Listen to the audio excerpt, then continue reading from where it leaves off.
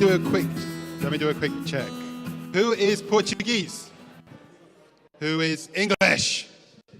Very good, very good. Danish? Any Danish here? Any Brazilians? Okay, oh, that's very good. Who have I missed? Irish? I usually miss Irish.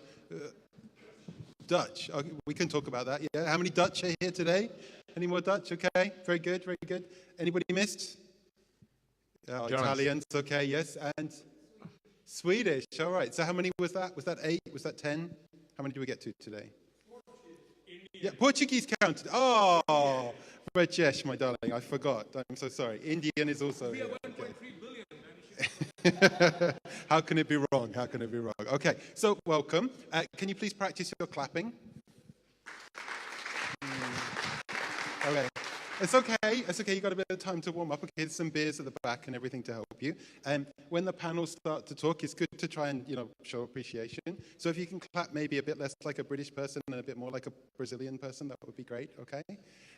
Imagine every piece of energy you give them, they will give back to you, okay? But if you don't give them anything, then what's going to happen, okay? So as your newbies, I can get away with one of my old favorites, okay? I would like you to shake your legs out, please. Let yourself release the day, okay? Shake your arms. Shake your arms. You know what's coming next, right? You know what's coming next, okay? Can you stand on one leg? It's a good test, okay? Have a good look around, okay? You all look pretty stupid, right? This is okay. Please take a seat, take a seat. So Canopy Demo Night works like this. We are here to learn. It's a tribal thing, right? So imagine these people are our tribal elders. They're going to teach us some stuff. And today it's about remote working. Thank you to Annie for all the orchestration and making this happen today. And thank you to all of you for being here. Then what we'll have is a little break. And we'll have some demos from the people at the back. Please wave, people at the back. Fantastic. And the idea of the demos is it breaks up what we call the dorm room syndrome, which is where we all work in isolation and we make lots of mistakes without talking to anybody about it. So they're going to talk to you about it and you're going to give them lots of feedback. And if you give them lots of constructive feedback, they'll get better. If you give them lots of shit, they'll get better. But basically, they want you to talk to them. So it's not pitch and give me money. It's we're going to tell you about the stuff and you're going to give them feedback. Make sense? All right, so practice that clapping thing one more time. Okay, it's better. It's, I don't know, Swedish or something, but just keep going towards Brazilian, you'll be fine, all right? So I'll hand over to Annie, and you'll see me at the break, okay? Thank you very much. Annie, for you. Thanks, Stuart. Welcome, everyone, and thank you for coming today. My name is Annie. I've been in Lisbon for almost 2 years now. Before that, I was a nomad. I've been remote myself, a remote worker for almost about a decade now. I've been remote as an entrepreneur. I've worked in distributed teams. I've worked with small startups. I've worked with large enterprises. And it's been a learning experience. And I believe personally, I'm an advocate of remote work. And I believe the future work is remote to a large extent. There are quite a lot of challenges that we face today in remote work. There are adoption issues. A lot of managers don't understand how to actually manage remote teams. A lot of people have challenges working remotely. So I thought it'd be a great start to a series that I want to begin to invite some people with very diverse backgrounds and also get you into the conversation. Yeah, thanks for the invitation. And yeah, just going to introduce myself. I'm working remotely for 5 years now, and currently we have a team of around 5 people working on this project. And next to that, I'm still freelancing as a Ruby developer and working from Malaga. You can see the Malaga beach from here. So this is like one of the things I couldn't have had in Germany. I'm from Hamburg originally. And yeah, I wanted to basically escape the German summer until I realized last year that global warming is already there. So it's been a great summer last year. But anyways, yeah, thanks again for the invitation. And yeah, I'm looking forward to talking to you guys about my experience with remote work today. Everybody give them a welcome. Thank you. My name is Dustin. I've been, like Ani, working remote for quite some time. I think the first time in 2012. My background is also software development. I used to make computer games for Sony Computer Entertainment. Then I quit to co-found a startup That was a 6-month experience with some remote co-founders, which I'm happy to go into some details. I don't recommend, unless you know the people you work with quite well, to do this remotely. After that, I've spent time both as a remote employee and as a remote employer. Currently, I'm working on a bootstrap business there's only 2 of us full-time plus some freelancers, but we're fully remote. We try to meet at least once a year or so. And we're basically a small software as a service business. And yeah, I don't know if you have questions, just ask. Great, thank you. Hi, my name is June, and just like Dustin and Annie, I've actually been working remotely for quite some time, about 6 or 7 years probably. I started out, oh my God, it was way back when nobody was teaching people how to work online. You kind of just like muddle through the mud on how to find work online. So I currently I run 2 marketing agencies, one in the Philippines and one here in Portugal. I also started Work Remote, which actually guides people how to shift their career online. And I'm a chapter lead for Grow Remote, which is a nonprofit organization that started in Ireland. And so we try to distribute virtual jobs to rural areas just to spread out the opportunity, because why not become a farmer and a web developer, right? So, yeah.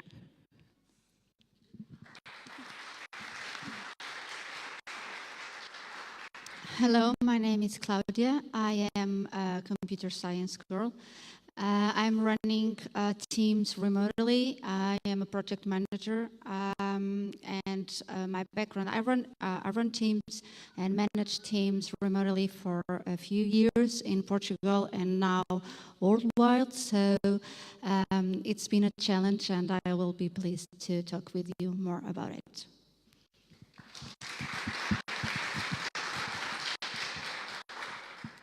Hey everybody, my name is Darath. I'm a UX designer.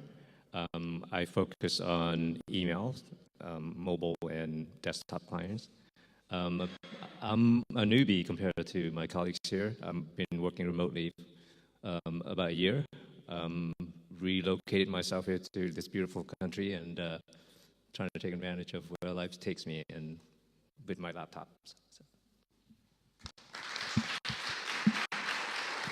I'm going to start off with a couple of questions.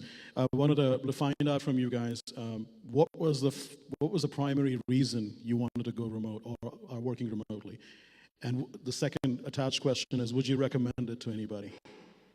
So who wants to go first? I was forced to work remotely. So yes, the world is changing, the project managing is changing. So as you see, Lisbon and Portugal is becoming a hub tech to the world. So it's hard to find some resources. And so tech companies start to open offices near the colleges and the universities, near the critical mass. So whether the company will stays based in Lisbon or other place in the country, we need to work out with the developers and the teams that are remotely. So yeah, to manage teams, to run a project, when we sell the projects to the clients, we need to interact with teams that are spread in the country or worldwide. So I was, as a project manager, forced to work with teams that were remotely. It calls the near shore. So I work with developers. I used to work with developers that were in other places in the country.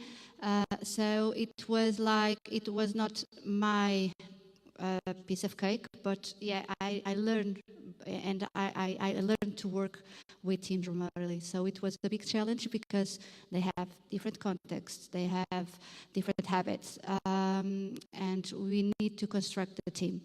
So I was forced to it. But yes, I highly recommend it. Remote work, if you have the right people and if you know how to construct the team, it works perfectly. So I recommend it. For me, it was kind of I was kind of forced into it. So I have, yeah, kind of. I did want to become location independent. So that was the main goal. Like, I want to live in Europe. I want to move to Portugal. How can I go there with a secure income, right? And so the only way is for me to bring my job anywhere. And so I started looking for work online. The very first jobs that I took were graphic design. I was terrible at it, terrible. But, but then eventually I found that my calling was in marketing. And I have marketing communications as a background.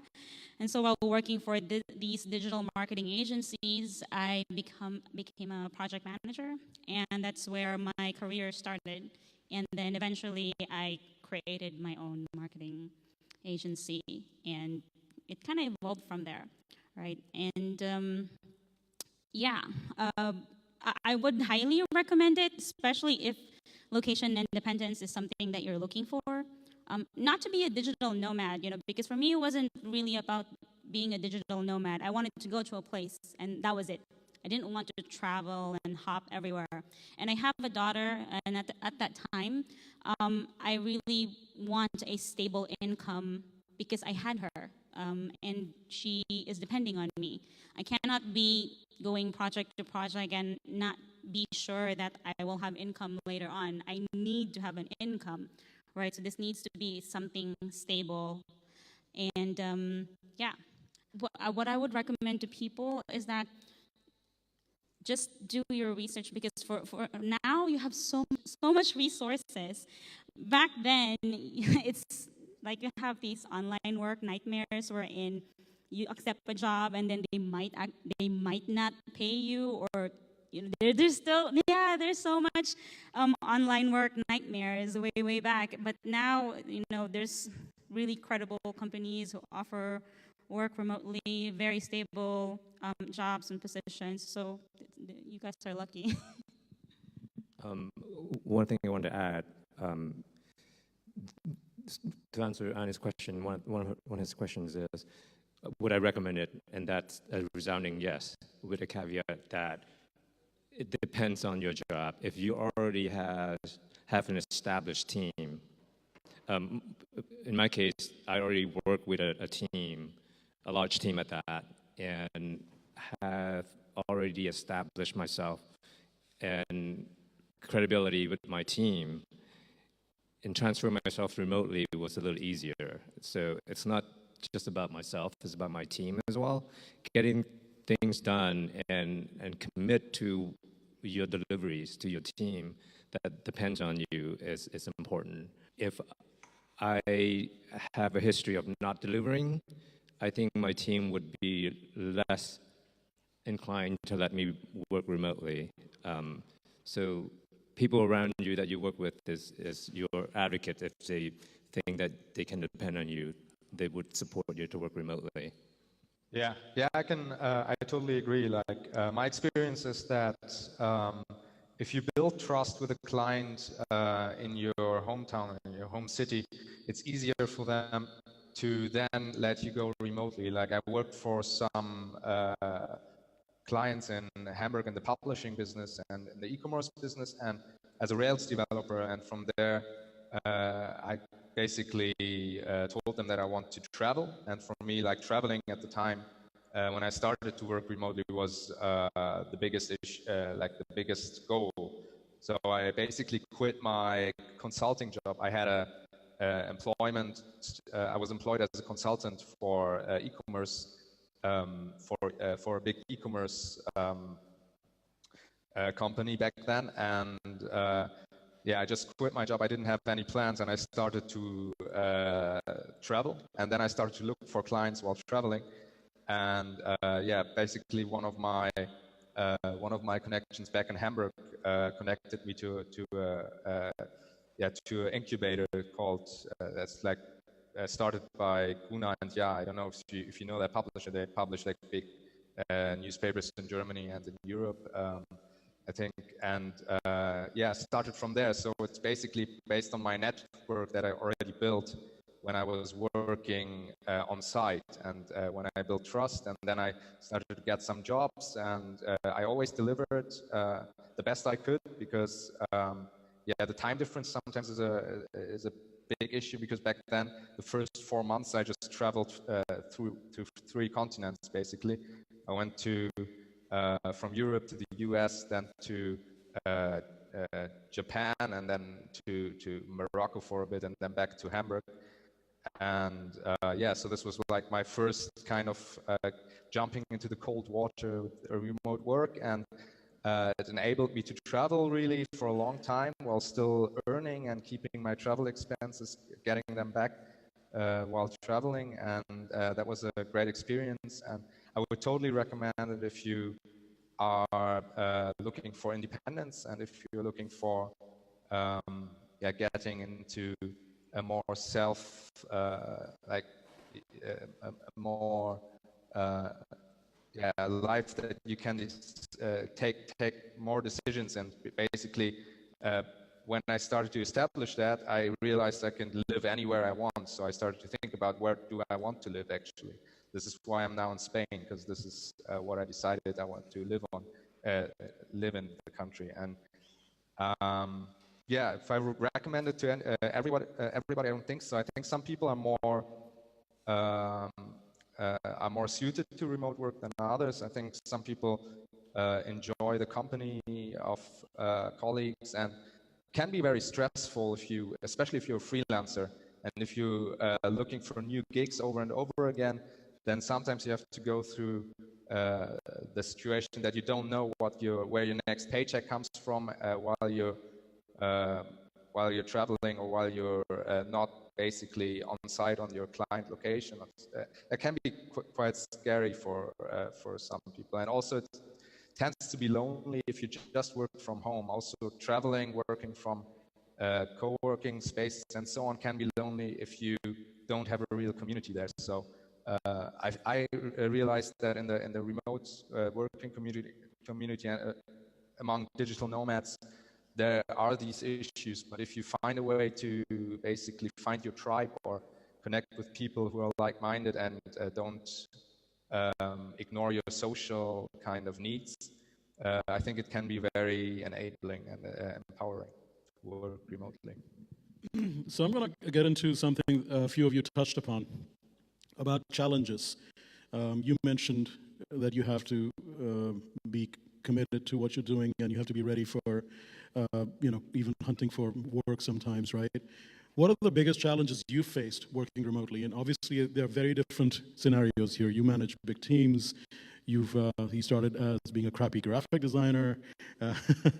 Dee's, has to deliver all the time. But, who wants to start? What are the biggest challenges that you have faced?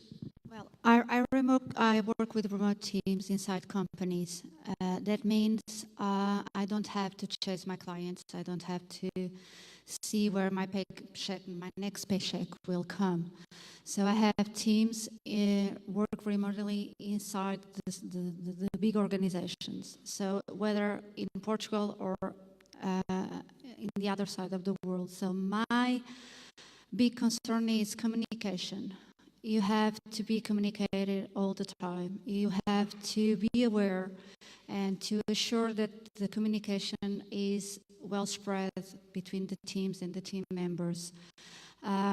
Sometimes you have to understand if a newcomer enters in the company, or you have to hand over all the information to the element in the new team. So you have to construct the teams, you have to coach them, you have to one of the biggest challenges also is to get the buy-in of the stakeholders. If you have to make a decision and your stakeholder or your team is in another time zone ahead and you need the information right away, you have to plan it. You have to be a big planner and have all the plan set up and be aware that you have that information in the first hand. So this is the big challenge that I face it somehow, because the teams inside the organizations rely on the communication, and and we have to also construct the team. They work at home, they work at the organization, sometimes in the office, and it's not unusual to enter an organization and see people with headsets talking about with their teams. They are surrounded with a lot of people, but they are not working with that. So sometimes they can work at home, they can work at the office, but they need to be with their teams. They are spread all over the world. So my recommendation is once a year, twice a year, please get together, know each other, do some kind of team building, because that will unite yourselves with the team and let the communication be easier. So for me, across a couple of projects, it's probably trust on your team and sort of accountability. It's pretty easy, like both in my experience and friends who've done this, for you hire a remote worker and they start giving their deliverables quite a bit quickly up front, and then eventually it kind of drags off, so you have to chase them up a lot. And I think a lot of that depends on the sort of team atmosphere and not momentum, but like the team sort of team camaraderie that you build. Touch on a bit what you said to do team building. It's pretty easy to get to a point where lots of people slack off, nobody chases them up, and nothing gets done. And that's a lot less likely in an office environment where you're going to see everybody every day. So if you're thinking of it either from like, and it's not a great position to be in as an employee either, right? So if the momentum in the company is kind of slowed down and it's coming to a grind. And so I think if you're thinking as from employer's point of view, you have to kind of dedicate a good bit more resources to, and not so much managing, but like managing the team kind of like your remote culture and your spirit. Like, I know a lot of people that hire remotely, but in a very rote, like, I'm going to install this software like Upwork that tracks every minute that my employee does. And like, let's be honest, who here wants to work for a company that's going to have shit installed in your computer and track every minute and like take screenshots of everything you do? Most people probably want to say no, right? And so like then you probably also, maybe you do, but maybe you don't want to hire people and do that to them because you don't think that's a nice company to work. So it's something to keep in mind. So if you're doing that, then you're kind of sowing a lot of distrust on the team from the start. And if you're not doing that, then you have to do other things to make up for it, to make sure that your team communicates and feels committed to things. And yeah, so building that trust in various ways, sort of regular meetups or video calls or whatever. I mean, there's a lot of ways to do it, and lots of companies tackle it in a different way. But I think if you're hiring, you definitely have to think about that. The thing that probably everyone here faces the time differences among your teams around the world. When I first moved here, the rest of my team, well, most of my teams are in Redmond, and so it's 8 hours different. They're behind. So I initially start my day at 3 o'clock in the afternoon, which is not too bad. You know, you got your days. And the problem is I work until midnight or 1 o'clock, so that I wanted the transition to be a bit smoother, not certainly for my team. And over time, I'm accustomed to starting at 3, so it's been really nice. The other plus is that most people that in Redmond and in San Francisco hadn't realized that I'm in Portugal, which is it's kind of nice to think I'm up all night doing work. I still maintain the amount of hours. It's not so much like you're saying, no one's tracking my time. I was mentioning earlier about commitment. When you made it, and try your best to deliver it, and everything else will work, and it should work, and that trust continue to build. And at the end of the day, working remotely is you're still doing work, right? Just to add one thing, when I work remotely and when I work it from home, I actually work more, because I don't have distractions by coffee or by time to eat, because my productivity really increases when I work from home. So when you want to work remotely, if you think to start work remotely, you can choose either way. You can choose work remotely by yourself, self-employee or digital nomad, or work for a company that already has some kind of arrangement for work remotely.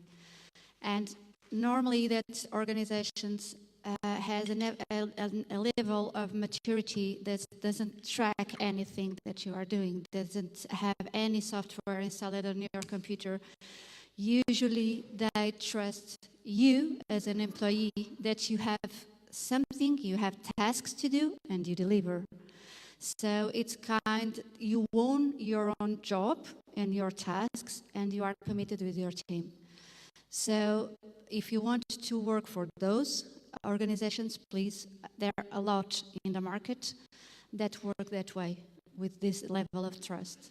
So either way, self-employees or for organization, we have a lot of them. So do your research, like June said. Well, aside from being a crappy graphic designer, spoiler alert, I became better. I'm really good now. So after 7 years, right? But basically, one of the main challenges was that, because it wasn't something that I was, it's not what you went to school for, right? It was, I reskilled myself, and transitioning from somebody who was working for a corporate, who has no creative background aside from drawing anime. So, and then my knowledge from Photoshop and Illustrator, I kind of used that to spin off my career and become a graphic designer. And so that was one of my main challenges when I started. It's like I felt like I was starting from zero, from the ground up. And of course, my challenges from before are not the same challenges that I have right now. My challenges then was to reskill myself, to get enough clients, and to have a stable income. My challenges now is that, just like what you said, it's actually the time zones. And because my team is in the Philippines, our clients are all over the world. So we have clients in Australia, we have clients in Canada and the US. And imagine I'm in Portugal, I'm kind of like smack in the middle. So I have a team that I manage in the Philippines that needs to work for a client in the US. And you need to try to be considerate of people's time. You don't want to have a meeting while they're having dinner with their families. So you need to find a time suitable for everyone. And also saying no to clients when they request for meetings at 10 p.m. because it happens.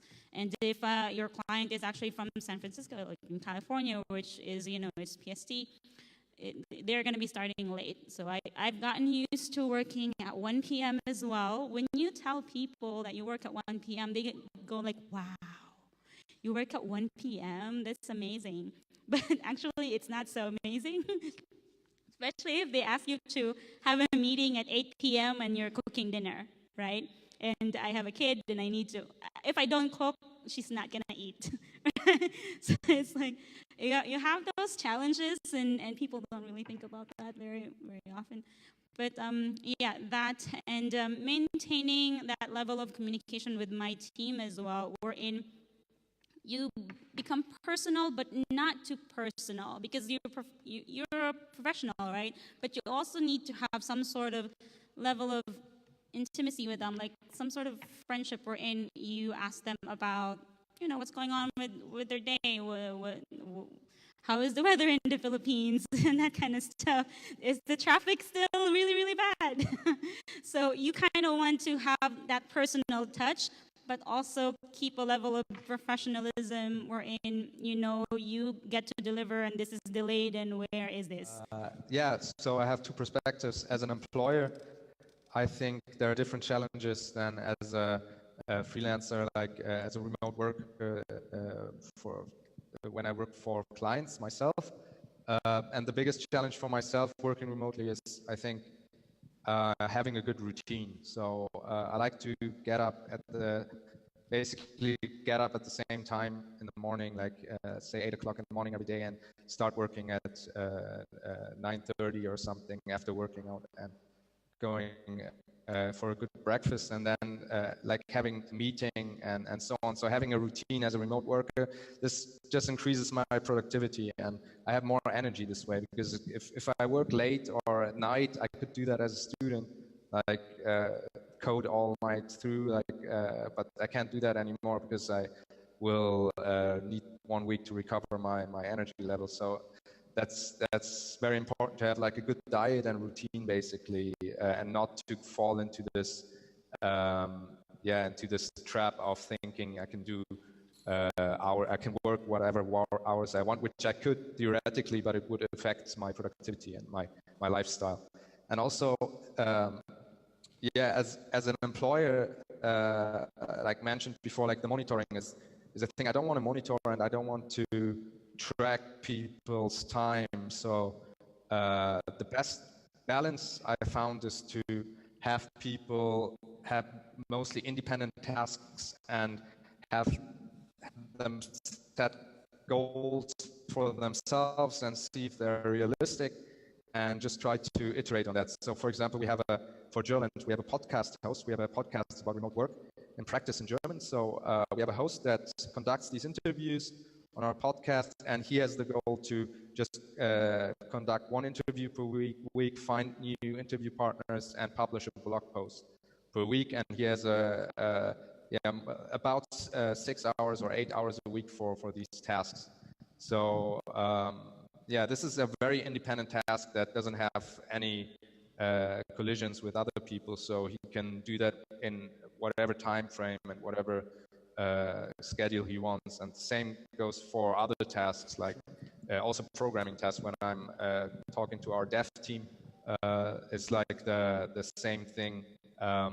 Make sure that people have mostly isolated things that need as little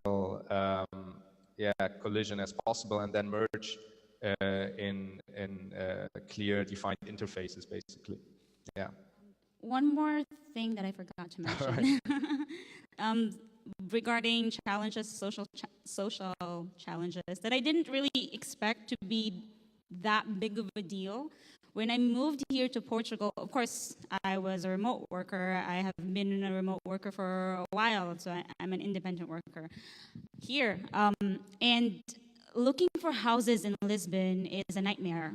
So I know everybody would feel the same way.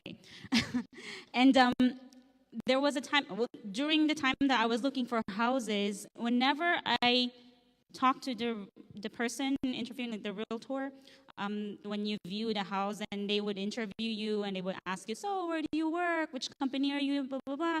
And then I would say, I'm a remote worker. My company is in the US. You would literally see their face change.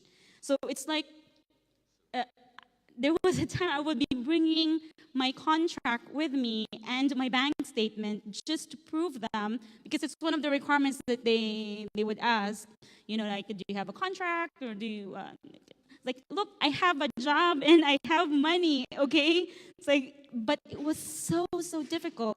And that somebody versus me, a remote worker who works for a US company that they have never heard of, versus like a Portuguese person who works in a bank, and who do you think they would choose over, right? They would choose someone who is from here and who has a stable job, or maybe not from here, but somebody who is involved, who is working for a company who they know, right? And they know that income is going to be flowing. And when you say that, I work online, that word in itself just rings in a red flag. This person works online and it's unstable. And it's like, what do you mean it's unstable? I have never been in a much more stable job than I've ever been. If you imagine you work for one company, you have one client, right? I have 20 clients. So one of them disappears, I still have 19, right? And I can go ahead and add a couple more. And this is not the type that our mindset is built for. When you go to college and you graduate, you just aim for, I want to work for a really good company, and it's just one company, right? So, that's one of the challenges that I've experienced. So let's take some questions from the audience. All right, Rajesh. Right. Who's got the mic? I have a question which nobody has touched upon. Is I've just started building my team. I've just hired 3 people in India and 1 in Philippines. So my question is, when I hire people remotely, I have 2 people who are working full-time for me and 3 people who are working part-time. So how do I control the people who are working for me part-time to be available for group calls when I want? It's not that when they want, because they are working part-time for me, and then how do I tell them, hey, this is what we need to do, and every Friday, every Saturday, you have to be available on call. And I tried to do that, and 2 guys said, sorry, we are working for you part-time. We cannot commit that. So I manage teams that are spread in the world. So you have to do the communication plan. First of all, you reunited all the team and say, okay, once a week, we're going to reunite all of them and see where we were in the project. What did you do so far? What was your blockers? What are your risks? What you need from me? Do you need some kind of decision? And you set up a meeting, a regular one, like call a huddle, call a jerk fix. But you set a meeting once a week to set up with the team. And if you work remotely with your workers are in India, you can't control if they work 9 to 5 or if they work 9 to noon. But you have to trust them to deliver their tasks and their responsibilities. So that kind of meeting it's very important to explain to the other teams where you are at the project and what they deliver in that week. So first of all, set up a meeting every week to report the status of the delivery, and you can do that once per day until you have your team coached. You can do first in the morning or when they start the work. And you can say, okay, we have like 10 minutes, 15 minutes to see what we are going to do today. And you can do that in a regular basis, like once per day, and then you can just let it go. But you have to construct your team because you don't trust your employees. If you want to control them, how do I know they do my work as well? Or how do I know they are doing what I'm paying for? You have to trust them first. One of the things that, you're right, we didn't really talk about it. There's a lot of things you can talk about in remote. But one of the things that you'll find in remote teams, the reason remote teams or companies go remote or they're remote first is that they are goal and results oriented rather than time obsessed. That basically means that everybody is being paid for not the time that they work, is what they are delivering. And when you have specific goals, and there are lots of techniques around it, I use a thing called OKRs. It's an old 1970s thing from Andy Grove from Intel. But there are several techniques like that where people will have specific goals. They're not KPIs, they're goal focused. So if somebody's not delivering on your team, then you need to find out why. But it's not a remote team is not focused on the amount of hours you spend every day. It's what you're supposed to deliver. If you have a specific goal, like every member of a team will have, okay, this is what you're supposed to deliver. Let's say you're committed to delivering this by the end of the week. And if they're delivering that, then you should be happy with that, right? And I understand there's a challenge in contract work when you have freelancers that they're getting paid by the hour. That is an important consideration. But it is usually when you have contract work, you will actually have an understanding of how many hours that person is going to be working anyway, right? You're paying them 40 hours a week or maybe 20 hours a week, so they will commit to delivering something based on how many hours they're supposed to work. In fact, I think Besat, because you work with so many projects that are freelance and contract commitments, can you maybe elaborate a little bit on that? Yes, sure. I can actually show you guys, I don't know if it works, but I can actually show you guys what we do for one of my companies here. So we have a remote team. This is our CRM system. And we let these guys, because these guys are in different time zones. They're in Australia, one is in South America, one travels through Europe, and the others are in Germany and Spain, like me.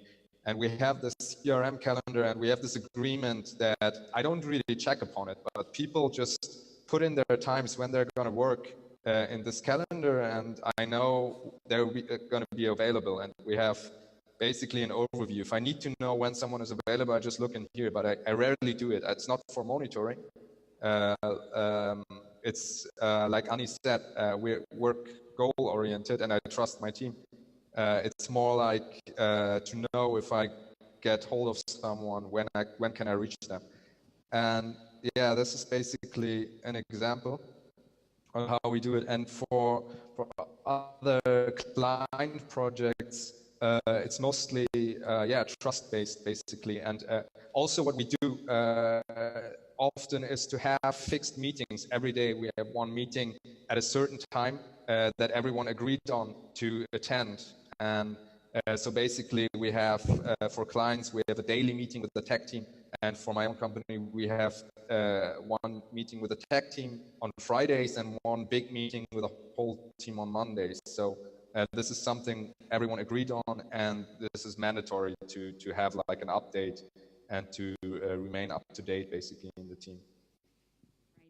To answer your questions, because I do have teams all over. I also have developers in India, by the way. So yeah, they're very good. So what we do is before hiring them, because I think his main concern was that because they're working part-time, you can control like, oh, I'm only working for you part-time, I only work X amount. For us, it's before you sign up with us or before we hire you, we have policies that you need to agree on, right? So we tell them we have company meetings every Monday and we have check-in meetings every day, right? Or you can create however it is that you want your check-in policies. It could be like a 15-minute huddle, like what they said. It could be a weekly thing. It could be a daily thing. It's completely up to you. But before the person gets on board, you have to onboard them, and then that's a standard, procedure that you onboard somebody. That this is how we work. This is how we communicate. This is how we arrange things in the company. And if you agree to this, then welcome aboard. If you don't agree to this, I'm sorry, we can't work with you because this is how we work. How are we going to monitor? You need to be onboarded to the company for you to start working with them, right? And I understand this because some part-time people, they can be working in the morning, they can be working in the evening. And for my team, what we do is we need to have an overlap. Like it could be 1 hour, it could be 2 hours. I don't really care when you want to start work, when do you do the bulk of your work. It's just that when we say that we're going to meet on Mondays at 4 p.m., we need to meet at Mondays at 4 p.m., right? Because that's what we agreed on when you sign in. It's like when you're signing in your contract, for work. And for me, that works best. And I tell my team that I work from 11 a.m. to 8 p.m., right? You can either be online in my morning and you catch up with me when I start my work, or you can be online when I'm about to end my work and we can go over the things that you have done for the day. But every Monday we meet to see what was the work done on the previous week and what are we supposed to do the following week. This oncoming week. So that's how we do it. So congratulations, you just got your 2 million euros of investment by someone. And you're free, you're just alone, it's just you and your idea. Do you decide to go full remote, full collocated, and what's the number one reason? On tech is easy because you have collaboration tools. With tech, you can work wherever you want. But if you go into more traditional business, it's not so easy. So if you're going to be like researching nanotechnology or biology or something doing with research in cancer, so it's probably in remote work won't work. So it depends a lot of the business. In tech, it depends a lot either because what are the skills that you need? What are the expertise that you need? So if I need someone from blockchain that is working in the USA, and I want to work exactly with that team, that person, I probably hire that person and work remotely. But it depends a lot. I know it's like the project manager or the consultancy word, like it depends. But yeah, it depends. Each case is a case. But if it's tech, remotely works a lot because you can bring some expertise from all over the world and construct your dream team. So you have a lot of money, you can construct your dream team, and probably remote work and some kind of island with a lot of sun will be nice also. But yeah, it depends of the business, but remote work for tech for sure. I think, like, if you were to consider this question, I would ask you, what do you want, right? Because it's like, do you want to be surrounded by people every day working on this? Do you want to be able to be flexible and travel while you're doing this? These are all things you kind of, is all you care about is completing your idea. If all you care about is completing your idea, are you in San Francisco where you're going to pay 200K overhead per year per developer, or are you in Lisbon where you can get the same developer for 50K? So like if you're in San Francisco, you might get twice as much dev talent going remote, but if you're in Lisbon, you can get 3 times as many developers and just get more productivity because you're all next to each other and communicating. So I think it very much, like she said, it very much depends. But it's really also what do you want, and like where can you arbitrage your $2 million, right? If you're getting your $2 million somewhere where they go a long way. Personally, I think I would hire a team locally if I can. But then you also lose certain options. You're not able to go halfway around the world and keep managing your team the same way. Or like you can, like I had a friend who had a marketing agency in Vietnam, and he had to go to the US to get more clients. And he said he completely lost his ability to manage the team once he moved over there, right? So he rebuilt his company remotely because he says he actually, as an owner, he has a lot more control over the company when he can define the culture and like when people meet up. But if everyone's sitting here in an office talking to each other while you're over there trying to hunt for customers, you're going to have a hard time trying to get, keeping that trust between you and your team and what you want to do. So yeah, it very much depends on the situation, but there's like tons of factors that play into it. So I would say, yeah, what type of business it is. If it's customer facing, and you need to be like, look, if you want to build a massage parlor, I can't do that remotely, right? It's just kind of stupid. To even think about it. But yeah, so you need to, for me, my company is actually for work remote, we convert teams into remote ready teams. So if you're a traditional company and you want to go ahead and convert 50% of your team to work remotely, we wouldn't say like, yes, go. No, of course not. We need to go ahead and evaluate your company and see if it's even possible. And if remote work is really suitable for your type of business. So you will look at it from a 50,000 feet view down. It's like you're a massage parlor who really can't do that remotely. It's kind of difficult. So eventually, yeah, when robotics are ready, and we can do that. But yeah, it really depends. For us, when we think about going remote, it's very selfish. It's like me. I want to be location independent. I want to have freedom. I want to, I want to do it. Like my company is going to save so much money, but we don't really think about the implications of it as an economy, as a society. Like, for you as a company and you go remote, that means that you are giving opportunities to people who are not within your geographic location.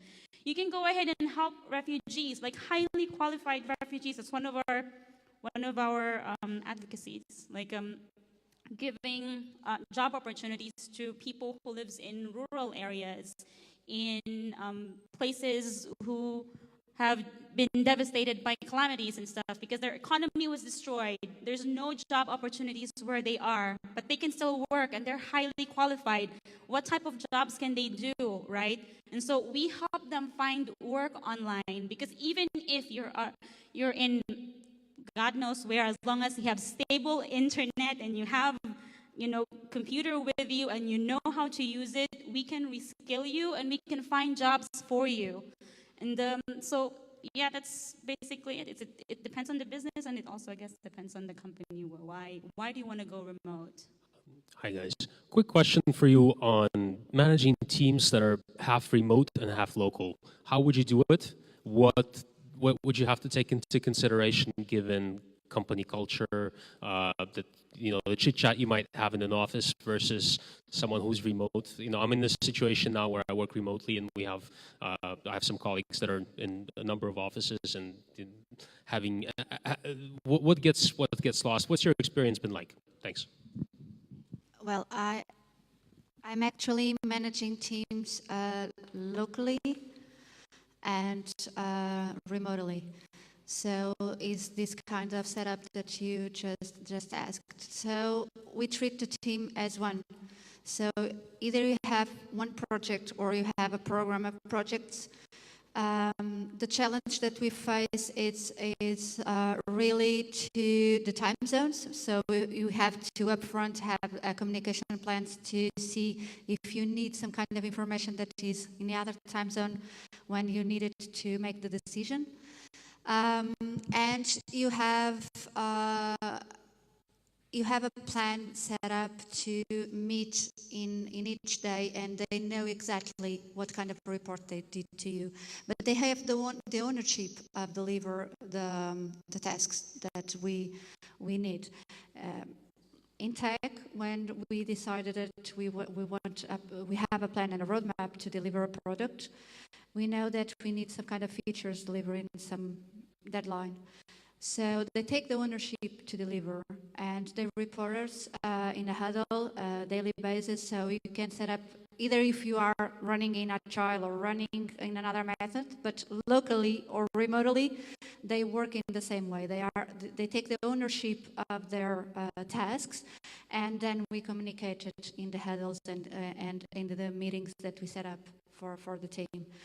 So, and one of the challenges when someone leaves the team, we need to do the handover. Sometimes handover and remotely doesn't work so well as locally. So we try to bring people reunited, we reunite the team, and we do kind of workshop to reset up the team. So it's one of the challenges, but you have tools to overcome that. So it's going with the flow, because each team is a team, each context is a context, each project is a project. So you have many techniques that you can apply regarding the people that you are working with. So the big challenge is communication up front, a really good plan, and trust the people that you have, either locally or either remotely. And you reunited once a week to set up the team and to report the status.